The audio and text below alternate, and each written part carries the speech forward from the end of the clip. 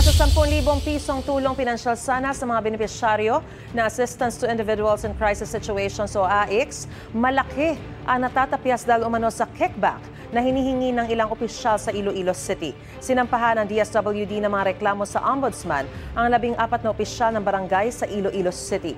Itinanggi ng 2 sa mga opisyal ang paratang. May unang balita si Salima Refran.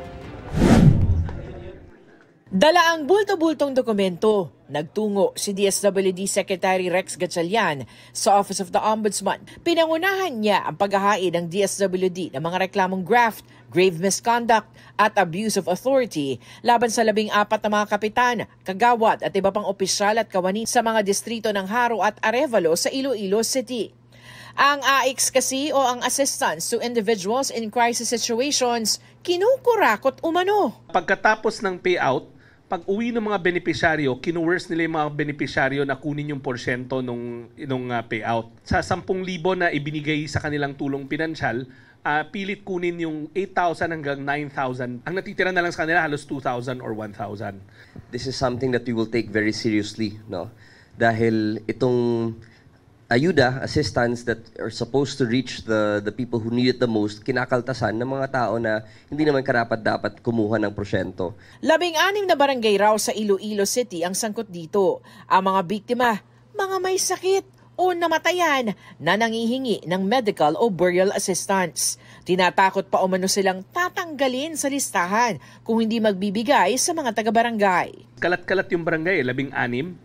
Hindi siya nangyari sa isang lugar lang. So obviously merong parang concerted modus operandi. Pati yung halaga na hinihingi kasi may pattern, 8 to 9,000. Natatakot sila kasi minsan may misrepresentation na kapag hindi ka nagbigay ngayon, hindi ka na namin lalagay sa listahan. Pero ang sagot namin, hindi naman sila ang gumagawa ng listahan. Hinihingi rin ng DSWD na isailalim sa preventive suspension ng lahat ng kanilang inireklamo. Ayon sa isa sa mga inireklamo na si Kapitan Amadeo Sultan ng Barangay Simon Ledesma Haro, ginawa lang venue ng AICS payout ang gym ng barangay noong November 12.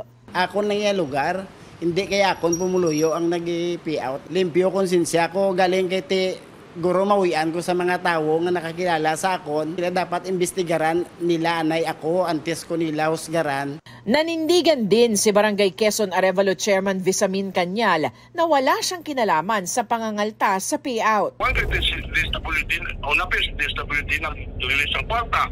Ang recipient ang nagbatong kwarta. Anong akon na? Ising ko, iway ko na. Involvement sa ilang legal nga muna. Sinusubukan pa ng GMA Integrated News na makuha ang panig ng iba pang inireklamo. Daraan muna sa evaluation ng Ombudsman ng reklamo bago sumailalim sa administrative adjudication. Ang DSWD maghahain pa raw ng dagdag ng mga reklamong kriminal. Umaasa ang ilang nagrereklamo na makukulong at matatanggal sa pwesto ang mga respondent. Hindi na po silito ng inimo surihi. Mataway pagtugan ng kwarta. Ito ang unang balita sa Salima Refran para sa GMA Integrated News. Gusto mo bang mauna sa mga balita?